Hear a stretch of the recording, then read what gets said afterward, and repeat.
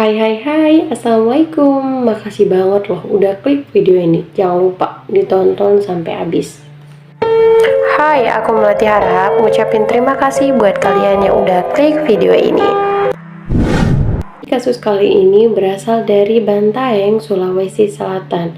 Pertama aku kenalin dulu wanita yang masih duduk di bangku SMA bernama Rosmini. Di mana Rosmini ini tepatnya pada bulan Mei di tahun 2020 itu tuh sakit-sakit. Dia mual-mual, dia lemes. Keluarganya yang ngerasa kayak, wah Rosmini ini jangan-jangan kenapa-napa. Dan keluarganya ini masih tipe-tipe yang kayak yang anak sakit itu bukan dibawa ke rumah sakit tapi dibawa ke dukun gitu kan, dibawalah ke dukun. Dan dukun ini bilang, wah anak kamu ini diguna-guna sama orang yang ngeguna-gunain anak kamu ini bernama Usman.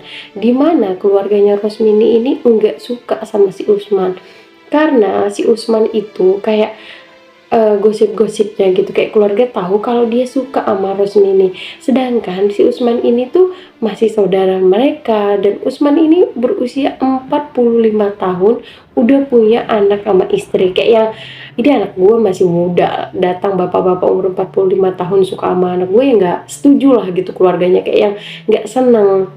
Terus sekarang dapat kabar dari si dukun kalau si Usman guna-gunain si Rosmini. Mereka pulang dan di tanggal 9 Mei-nya si Usman malah datang jenguk Rosmini. Di situ keluarganya yang udah dapat kabar dari si dukun kalau si Usman guna-gunain si Rosmini, langsung mereka marah-marah sama si Usman, bener-bener yang marah-marah banget. Rosmini yang ngerasa nggak tega si Usman dimarahin, dia bilang gini, udah gitu, kayak yang ini aku sakitnya bukan diguna-guna sama si Usman, tapi aku lagi hamil. Kayak yang, hah? Keluarganya bener-bener shock, terkejut, kayak aduh nggak tahu lagi mau ngomong gimana. Kaget anak mereka si Rosmini hamil, dan ternyata dia hamil anaknya Usman. Yang maksudnya itu udah marahnya itu level segini, udah marah banget itu satu keluarga. Jadi sekarang marahnya tambah lagi denger apa yang dilakukan sama Rosmini dan Usman. Di situ abangnya Rosmini yang bernama Rahman dan Supriyanto benar-benar udah di tingkat emosi yang level maksimal. Si Usman langsung kabur dari rumah itu karena dia juga nggak mau bertanggung jawab atas kehamilannya Rosmini. Dilemparlah si Usman ini pakai parang, tapi cuma kena sebagian badannya, nggak sampai melukain dia parah. Dia kabur, dan di situ keluarga itu kayak setanan. Di situ Rosmini nangis, Rosmini dimarahin habis-habisan. Dan kebetulan ada orang yang mau sensus. Orang yang mau sensus itu kayak yang, jadi rumah orang itu panggung gitu ya. Kamu masuk aja, masuk gitu, kayak yang ya udah, karena dia mau sensus dia masuk. Ternyata dia jadi tawanan di situ. Dia kaget kayak yang, keluarga ini ada apa gitu loh. Semua udah pada nangis loh yang perempuan, soalnya di situ kira-kira ada 10 orang ikut Rosmini tuh, ada 10 orang. Itu semuanya lagi ada yang marah, yang bapak-bapak semuanya laki-laki marah, yang perempuannya nangis heboh. Dia yang nggak tahu siapa-siapa, pokoknya dia nggak dibolehin keluar. Dan dia tahu ternyata Rosmini udah digorok.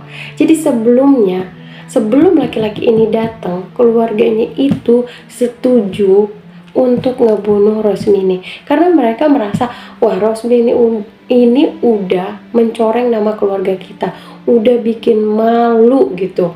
Kalau di Sulawesi Selatan itu jadi kayak ada namanya adat sirih, tapi tuh gak dilakukan ya sama orang-orang zaman sekarang tuh, kayak zaman dulu banget.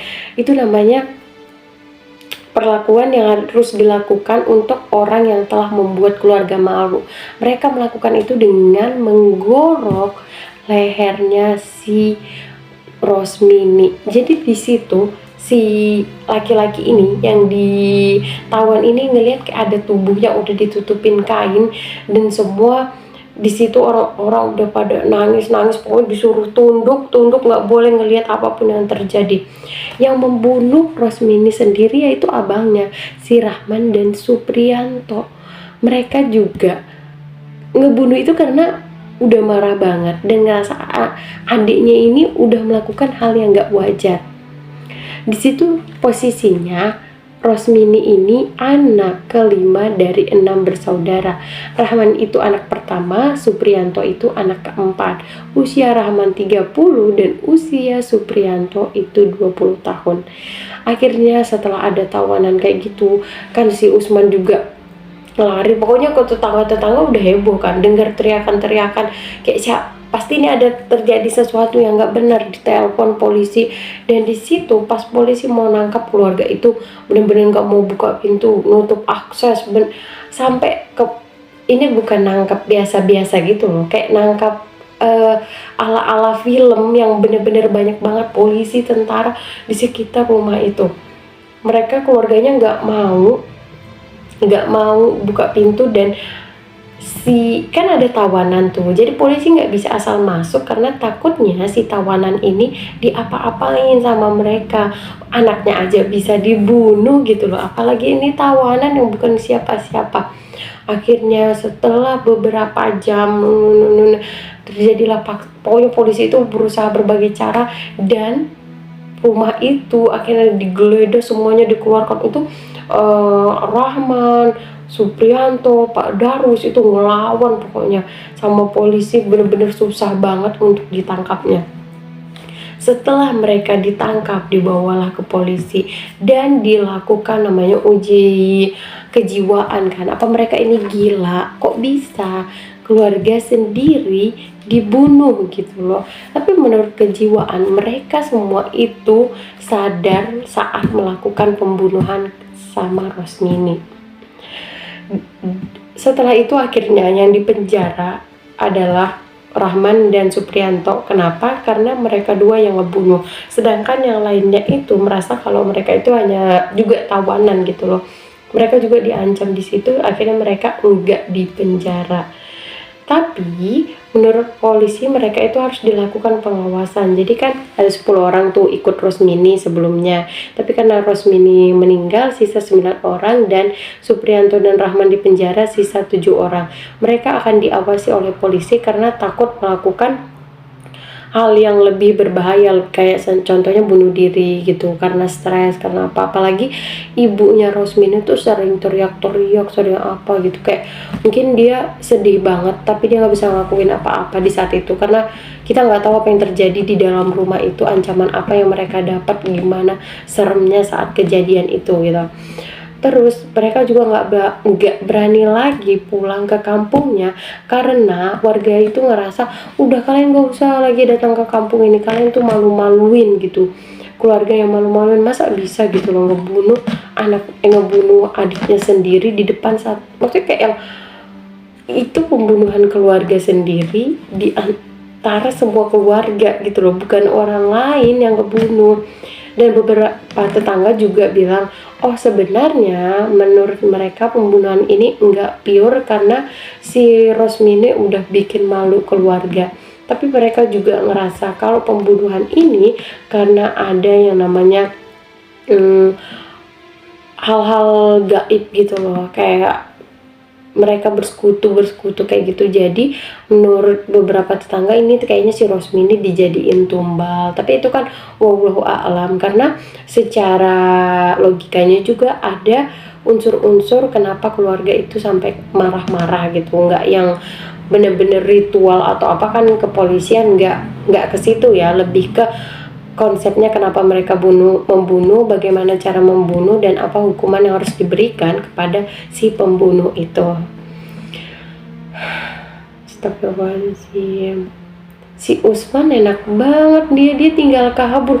Lagian nggak tahu diri banget, umur 45 tahun malah suka sama anak 17 tahun, dan itu tuh saudaranya. Innalillahi wa inna ilaihi raji'un. Cukup sekian yang dapat aku sampaikan. Kalau kalian mau beritanya lebih lanjut, kalian bisa searching-searching, karena ini tuh berita nasional, berita yang udah banyak banget diberitakan oleh berita-berita yang terpercaya. And see you, bye-bye di cerita selanjutnya.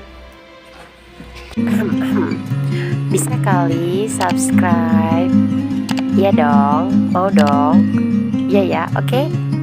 Thank you, makasih. Subscribe loh, bener ini.